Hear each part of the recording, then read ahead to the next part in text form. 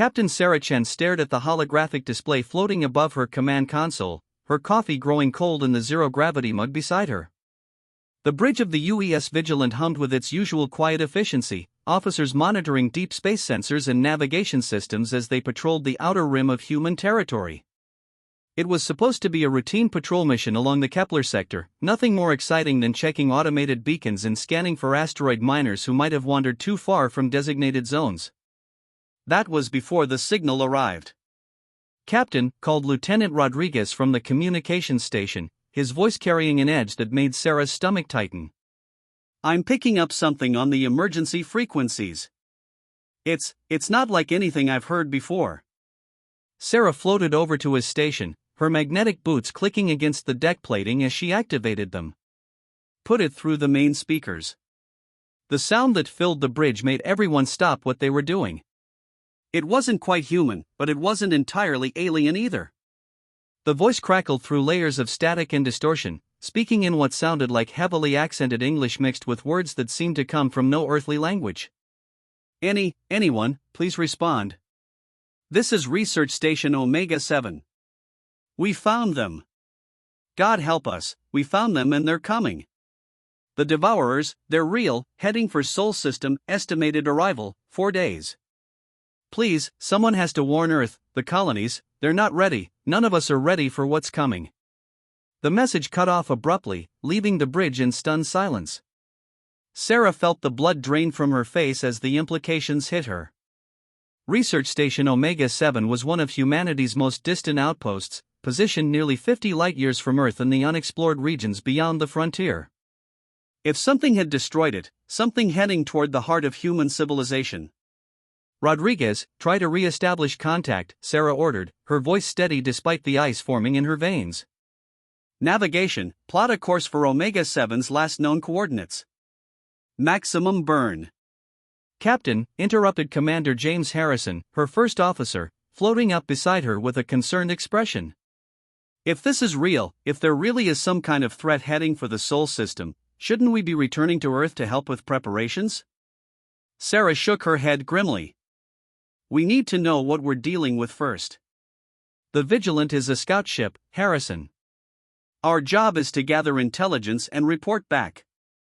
Besides, if that message is accurate, we might be the only ship in position to get eyes on whatever destroyed Omega-7. The next 6 hours passed in tense preparation as the Vigilant raced through hyperspace toward the coordinates of the lost research station. Sarah had sent encrypted messages to Fleet Command, but at this distance, it would take nearly 12 hours for the signals to reach Earth. By then, if the mysterious Devourers were really heading for the Sol System, precious time would already be lost. When they dropped out of hyperspace at the edge of the Omega-7 system, what they found made Sarah's worst fears seem optimistic. The research station was gone. Not destroyed, not damaged, completely gone, as if it had never existed. In its place floated a cloud of metallic debris that their sensors couldn't quite identify. The strange material seemed to absorb light rather than reflect it, creating dark patches in space that hurt to look at directly. "Captain," called Ensign Park from the science station, her voice barely above a whisper. "I'm reading massive gravitational distortions throughout the system. It's like something carved up spacetime itself and left pieces scattered everywhere." Before Sarah could respond, the ship's proximity alarms began screaming. On the main display, space itself seemed to tear open like fabric, revealing a gaping wound in reality through which something massive began to emerge. The Devourer ship, if it could even be called a ship, defied every principle of engineering Sarah had ever learned. It wasn't built so much as grown, a living amalgamation of organic curves and crystalline structures that pulsed with sickly bioluminescent light. The vessel was easily 10 times the size of the largest human dreadnought, its surface covered in what looked like feeding tendrils that writhed through space as if tasting the vacuum itself. "All stop!" Sarah barked. "Cut all active sensors. Switch to passive observation only." The bridge crew moved with practiced efficiency, shutting down everything that might attract the alien vessel's attention. For several agonizing minutes, they drifted in silence, watching as the Devourer completed its emergence from whatever impossible space it had traveled through. Other smaller vessels followed, each one unique in its horrifying biological design, until nearly 24 alien ships floated in formation. Then Sarah saw something that made her blood run cold. Mixed in with the alien vessels were the twisted remnants of human ships, their hulls partially consumed and integrated into the Devourer fleet. She could make out pieces of a mining vessel, what looked like the bridge section of a research ship, and worst of all, the unmistakable silhouette of a military patrol craft that had been reported missing 3 months ago.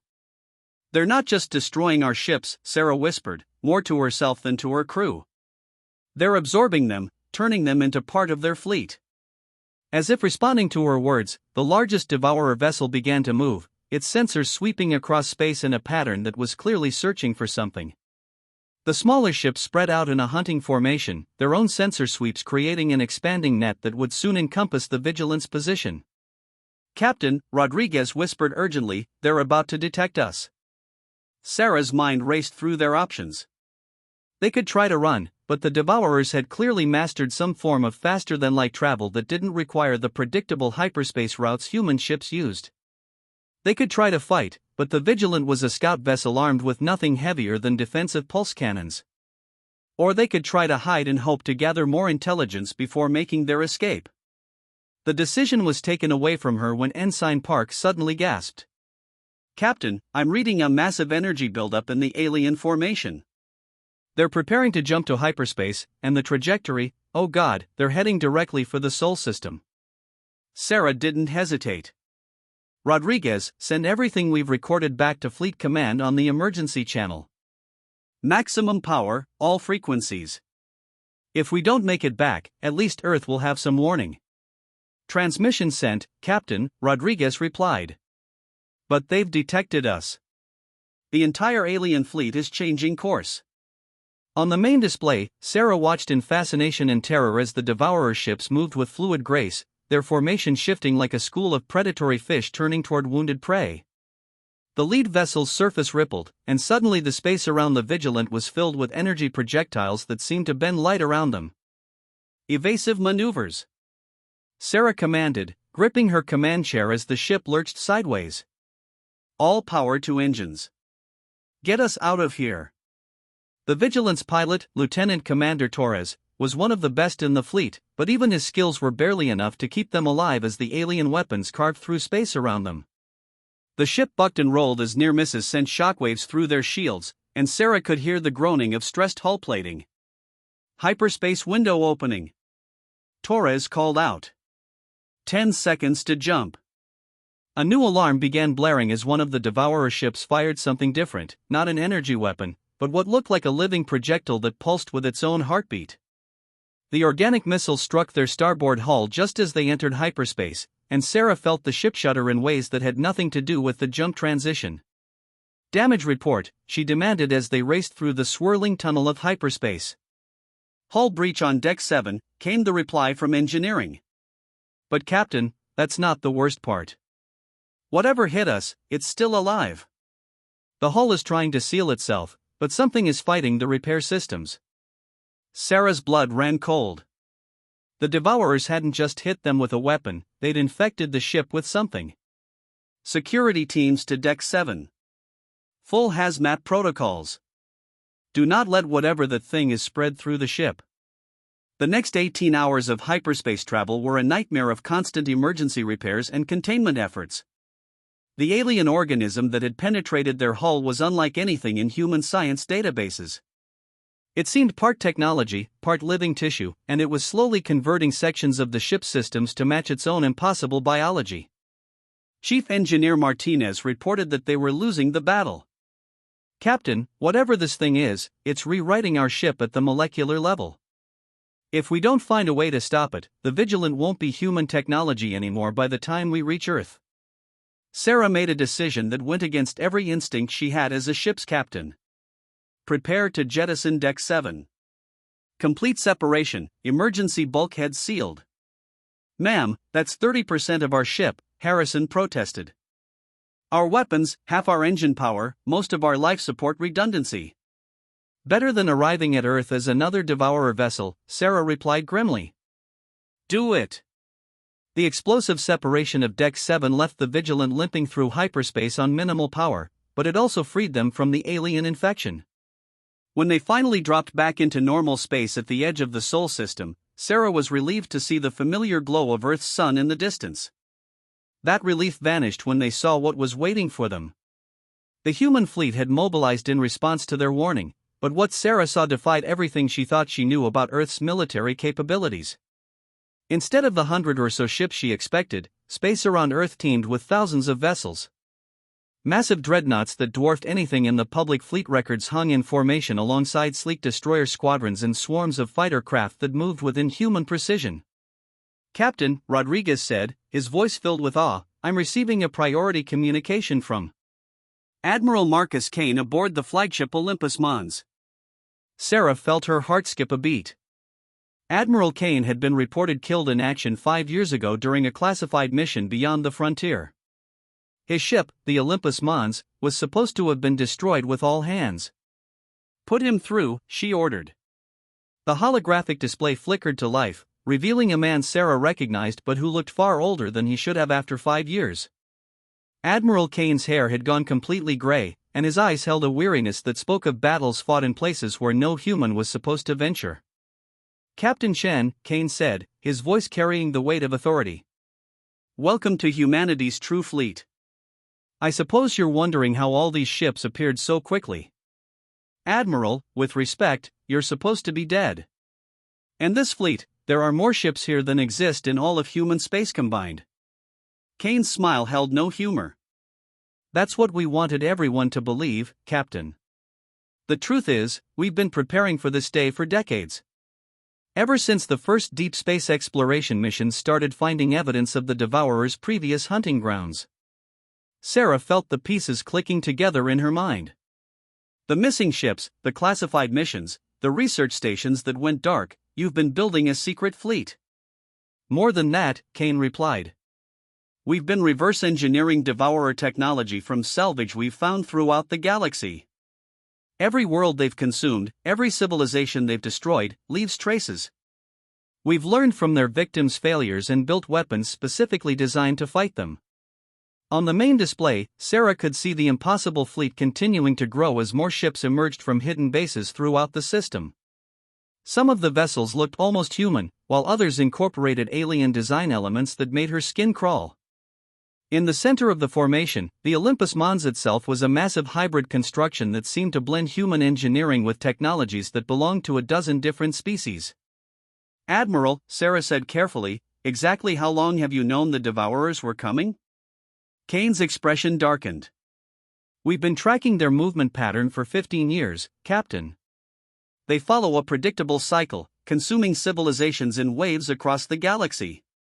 Earth's turn was always going to come eventually. The only question was whether we'd be ready when it did." Before Sarah could respond, every sensor in the fleet began screaming warnings. Space itself began to tear open in dozens of locations throughout the outer system, and through each rift came more Devourer vessels than Sarah had seen at Omega 7. The alien fleet was massive, easily matching the human forces in numbers, but their ships were even larger and more terrifying than the ones she'd encountered. "All ships, battle stations," Kane's voice echoed across the fleet communication channels. "This is what we've trained for. This is humanity's last stand, and we will not fail." The first exchange of fire lit up space like a new star being born. Human weapons that Sarah had never seen before carved through the void, some firing beams of coherent energy that seemed to burn through spacetime itself, others launching missiles that phased between dimensions to strike their targets. The Devourer response was equally devastating, their organic weapons reaching across impossible distances to tear into human ships with tendrils of pure destruction. The battle quickly became a chaotic maelstrom as both fleets engaged at point-blank range. Sarah watched in amazement as human ships that should have been destroyed by the alien weapons instead adapted and regenerated, their hulls flowing like liquid metal to repair damage. The secret fleet wasn't just using Devourer technology, they'd become something new, something that could fight these monsters on equal terms. But the Devourers had their own surprises. As the battle intensified, some of their vessels began to merge together, forming larger and more powerful constructs that shrugged off weapons that had been effective moments before. Worse, they were adapting to human tactics in real time, their formations shifting to counter every strategy the human fleet employed. "Captain," Torres called out from the helm, "Admiral Kane is requesting all available ships join the main battle line. Even scouts like us." Sarah looked at her damaged ship, her reduced crew, and their minimal weapons. Then she looked at the epic battle raging before them, where the fate of humanity hung in the balance. "Take us in," she ordered. "All power to forward shields. If we're going to die today, we'll die fighting." The Vigilant, what was left of her, plunged into the heart of the battle. Sarah watched as ships the size of cities exchanged fire that could sterilize planets, while fighters weaved between capital ships in deadly dogfights that defied the laws of physics. The scale of destruction was beyond anything in human history, yet somehow the human fleet was holding its own.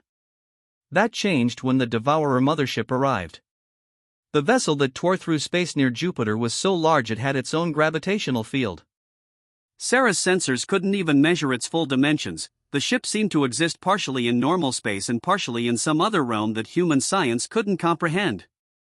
As it moved through the system, planets shifted in their orbits, and the sun itself seemed to flicker as the massive vessel's presence distorted local spacetime. "All human ships, fall back to defensive formation Omega," Kane's voice crackled through the communications, barely audible over the interference the mothership was generating. "Prepare to implement the Prometheus Protocol." Sarah had never heard of the Prometheus Protocol, but she could see the human fleet beginning to move in ways that suggested they'd planned for exactly this scenario. Ships began linking together in chains, their hulls physically connecting as energy flowed between them. The entire human fleet was transforming itself into a single massive weapon. "Captain," Ensign Park called out, her voice shaking, "the energy readings from our fleet, they're off the charts. Whatever they're doing, it's going to make our ships look like firecrackers compared to nuclear weapons." The Devourer mothership seemed to sense the threat the human fleet represented. Its surface rippled, and suddenly space around Earth was filled with smaller vessels, each one the size of a human dreadnought. But these weren't separate ships, they were extensions of the mothership itself, grown and deployed like antibodies responding to an infection. The secondary wave of battle was even more intense than the first. Human ships that had seemed invincible before were overwhelmed by the sheer numbers of Devourer spawn, their adaptive armor failing under sustained assault. Sarah watched in horror as ship after ship was consumed, their crews absorbed into the growing Devourer fleet. But the human fleet's transformation was nearly complete. The linked ships had formed a single construct that stretched across thousands of kilometers, its hull pulsing with energy patterns that hurt to look at directly. At its center, the Olympus Mons had become something that was barely recognizable as a human vessel, its surface covered in crystalline structures that channeled power from every other ship in the formation. "This is Admiral Kane to all remaining vessels," came the transmission, Kane's voice now carrying harmonics that sounded distinctly inhuman. "The Prometheus Protocol is ready for implementation. All ships not part of the primary construct, fall back to minimum safe distance. What we're about to do will change the nature of space itself in this system." Sarah didn't need to be told twice. She ordered Torres to put as much distance as possible between the Vigilant and the human superconstruct, and she wasn't surprised to see the few remaining independent ships doing the same thing. Whatever the Prometheus Protocol was, it was clearly dangerous to friend and foe alike. The Devourer mothership seemed to sense the threat as well. Its assault intensified, and the smaller ships began to converge on the human construct from all directions. Energy weapons that could vaporize asteroids focused their fire on the linked human vessels, but the construct's shields held, drawing power from sources that shouldn't have existed. Then Admiral Kane gave the order that changed everything. "Prometheus Protocol, execute." What happened next wasn't an explosion in any conventional sense. Space itself seemed to fold in on itself around the human construct, creating a bubble of altered reality that expanded outward at impossible speeds. Where the bubble touched Devourer ships, they simply ceased to exist, not destroyed, not vaporized, but edited out of reality as if they had never been. The mothership tried to retreat, its massive bulk turning away from the expanding field of altered spacetime. But the Prometheus wave was faster, catching the alien vessel and beginning to unravel its impossible structure layer by layer. Sarah watched in amazement as the ship that had defied the laws of physics was undone by something that redefined those laws entirely. But the cost was becoming apparent. The human construct was being consumed by its own weapon, the linked ships dissolving into energy as they powered the reality-altering field. Admiral Kane's final transmission came through as his ship began to fade from existence. "Tell Earth, tell them the secret fleet did its job. The Devourers are finished, but so are we. The way forward belongs to a new generation now." The Prometheus wave reached its maximum extent and then collapsed in on itself, taking the remains of both fleets with it. When the space around Earth finally stabilized, only a handful of ships remained, the few vessels like the Vigilant that had been far enough away to escape the reality storm. Sarah stared at the empty space where thousands of ships had been fighting moments before. The Devourer threat was ended, but humanity's secret protectors had paid the ultimate price to ensure their victory. "Captain," Rodriguez said quietly, "I'm receiving transmissions from Earth. They're asking for a full report on what happened here." Sarah took a deep breath, trying to process everything she'd witnessed. How could she explain that humanity had possessed a secret fleet for decades?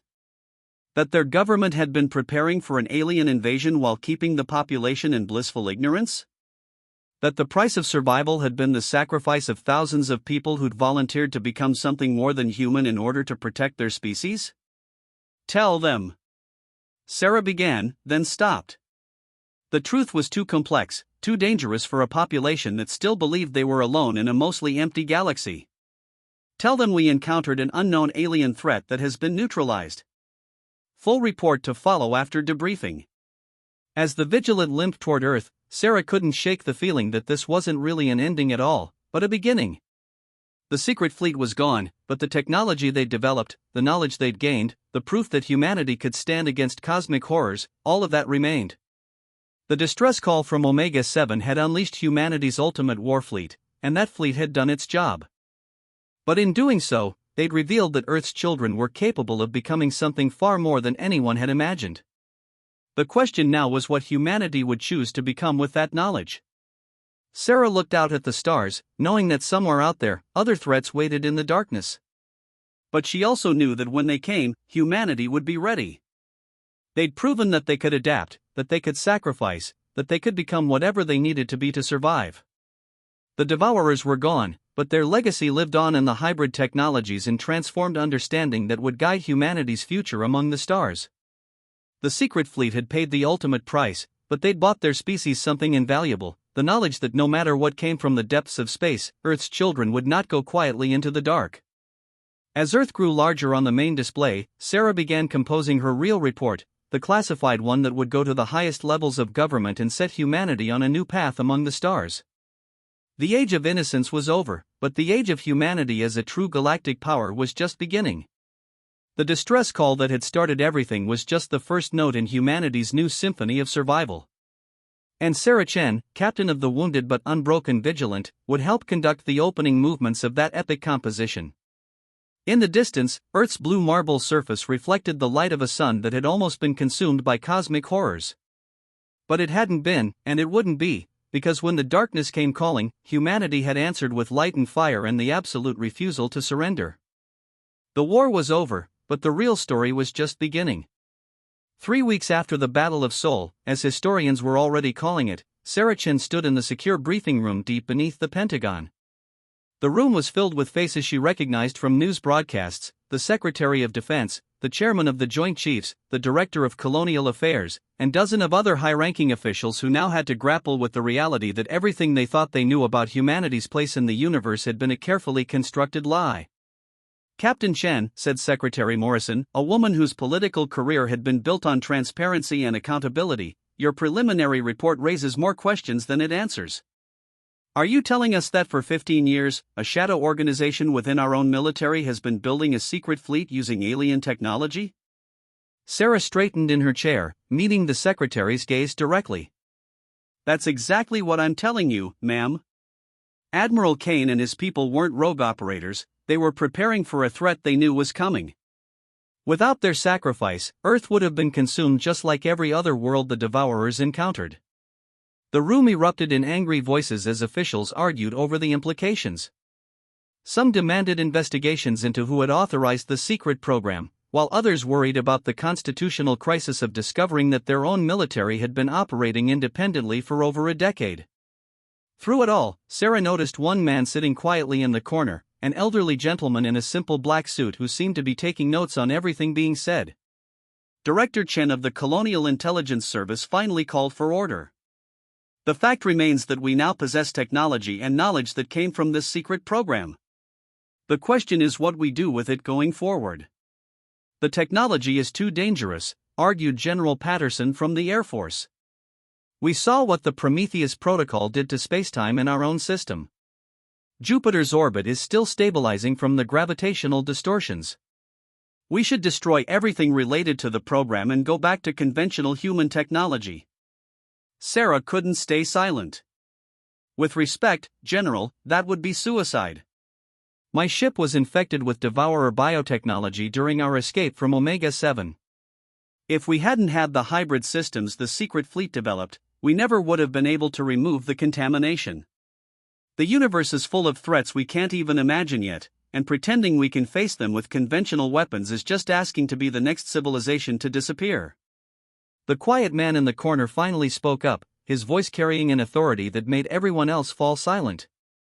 Captain Chen is correct. The genie is out of the bottle, and we cannot put it back. He stood, revealing himself to be taller than Sarah had expected, with pale blue eyes that seemed to hold depths of knowledge that were almost unsettling. My name is Dr. Alexander Petrov, and I was Admiral Kane's chief scientific advisor before his mission began. The room went dead silent. Sarah had assumed everyone involved with the secret fleet had died in the final battle, but here was living proof that some had survived. Dr. Petrov, Secretary Morrison said carefully, you were reported killed in a transport accident 7 years ago. Unnecessary fiction, Petrov replied with a slight accent that Sarah couldn't quite place. My death allowed me to work on projects that required absolute secrecy. I have spent the last 15 years studying every piece of Devourer technology we could recover, learning from the remnants of their previous victims, preparing for the day when humanity would need to transcend its limitations. He activated a holographic projector that filled the room with images Sarah recognized, the hybrid ships of the secret fleet, technical schematics of weapons that bent spacetime, and star charts showing the paths of destruction the Devourers had carved across the galaxy. The Devourers were not unique, Petrov continued. They were part of a cycle that has repeated itself across this galaxy for millions of years. Civilizations rise, they reach a certain level of technological development, and then they are harvested by entities that exist beyond our normal understanding of reality. We have found evidence of at least 12 previous harvesting cycles, each one wiping the galaxy clean of advanced life. Sarah felt a chill run down her spine. You're saying there are more of them out there? Not more Devourers specifically, but other harvester species. Each cycle seems to be carried out by different entities, using different methods, but always with the same result, the complete elimination of advanced civilization. Petrov changed the display to show a timeline that stretched back millions of years. The cycle was supposed to repeat again in approximately 50 years, but the Devourers arrived early. We believe they were fleeing from something even worse. The implications hit the room like a physical blow. General Patterson was the first to find his voice. You're telling us that we just fought off the advanced scouts? In a manner of speaking, yes. The Devourers were likely trying to harvest as much as they could before the next phase of the cycle began. Which means we have perhaps 30 to 40 years to prepare for whatever comes next. Secretary Morrison leaned forward in her chair. Dr. Petrov, exactly what kind of preparations are you talking about? And why should we trust anything you say when you've been lying to us for 15 years? Petrov's expression softened slightly. Because, Madam Secretary, the choice is no longer between transparency and secrecy. It is between survival and extinction. The knowledge we gained from studying the Devourers has shown us that conventional human technology, no matter how advanced, will never be enough to survive what is coming. We must evolve, or we will perish. He gestured to Sarah. Captain Chen's ship was partially infected with Devourer biotechnology. With her permission, I would like to show you what we learned from studying similar infections. Sarah nodded, though she wasn't sure she wanted to know what had almost happened to her ship. Petrov activated another projection, this one showing the molecular structure of the alien organism that had tried to convert the Vigilant. The infection wasn't trying to destroy the ship, Petrov explained. It was trying to upgrade it. The Devourer biotechnology doesn't just consume, it improves, adapts, evolves. Every ship they destroyed was actually transformed into a more efficient version of itself. The crews weren't killed, they were enhanced, made into something capable of surviving in environments no human could endure. The room was silent as everyone processed this revelation. Sarah thought about the twisted ships she'd seen in the Devourer fleet, the ones that had once been human vessels. The crews hadn't been killed, they'd been transformed into something that could live among the stars without need for life support or conventional food. "That's monstrous," whispered Director Chen. "You're talking about destroying what makes us human." "No," Petrov replied firmly. "I'm talking about expanding what it means to be human. Evolution has always required adaptation to new environments. Our ancestors evolved from ocean-dwelling creatures to land animals, then from primitive hunters to tool users, then from planet-bound beings to space travelers. The next step in human evolution is to become something that can survive anywhere in the universe." Sarah found herself speaking before she'd fully formed the thought. The Secret Fleet. They weren't just using alien technology, they were becoming part of it, weren't they? Petrov nodded approvingly. Admiral Kane and his people volunteered to become the bridge between human and alien technology. They retained their humanity while gaining capabilities that allowed them to fight the Devourers on equal terms. The Prometheus Protocol wasn't just a weapon, it was a demonstration of what humans could become when freed from the limitations of purely biological existence. "And now they're all dead," General Patterson pointed out grimly. "Are they?" Petrov asked quietly. The Prometheus Protocol altered the fundamental nature of spacetime in this system. Energy cannot be created or destroyed, only transformed. I believe Admiral Kane and his people have become something new, something that exists between dimensions, continuing to protect humanity in ways we cannot yet understand. As if summoned by his words, every electronic device in the room suddenly displayed the same message: the Watchers remain. The Guardians endure. Humanity's future among the stars is assured. The message lasted only a few seconds before the systems returned to normal, but the impact was unmistakable. Sarah felt tears in her eyes as she realized that Admiral Kane and his fleet hadn't truly died, they'd transcended, becoming something that could continue to protect Earth from threats that existed beyond normal spacetime. Secretary Morrison was the first to recover from the shock. "Dr. Petrov, what exactly are you proposing we do with this information?" "We begin the next phase of human evolution," Petrov replied. "We establish research facilities to study the hybrid technologies, we begin training volunteers to interface with alien biotechnology, and we start preparing humanity for a future among civilizations that exist beyond our current understanding. Most importantly, we do all of this openly, with full disclosure to the population."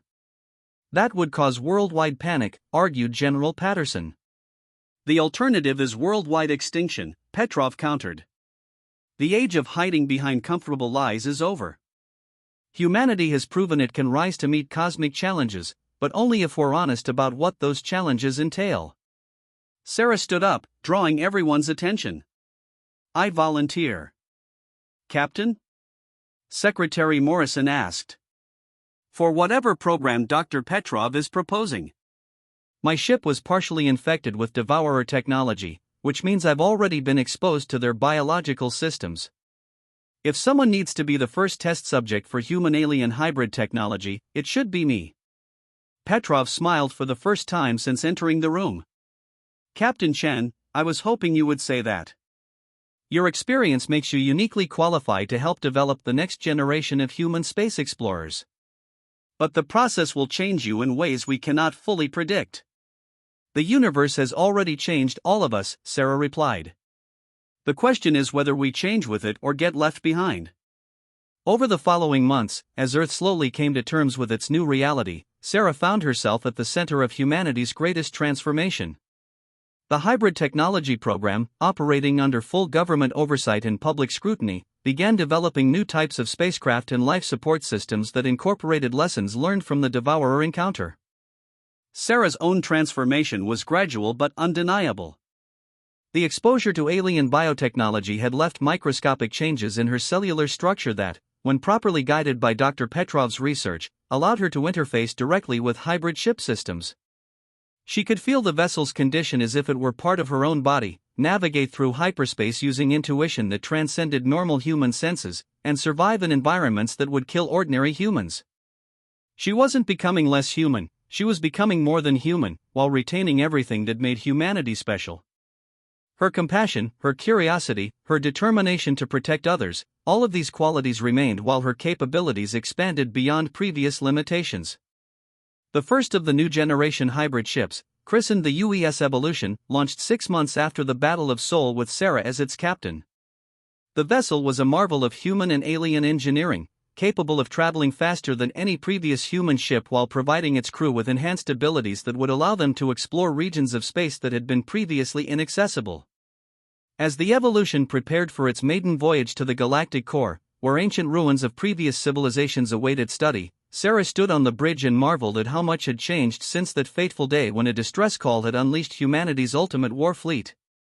The secret fleet was gone, but their legacy lived on in every human who chose to embrace the future rather than cling to the past.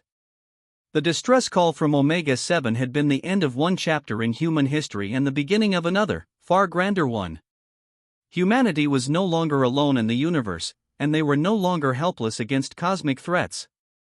They had become something new, something that could stand against the darkness and prevail. And as the Evolution jumped to hyperspace, carrying its crew toward adventures among the stars, Sarah knew that Admiral Kane and his people would have been proud of what their sacrifice had made possible. The war was over, but the real story was just beginning.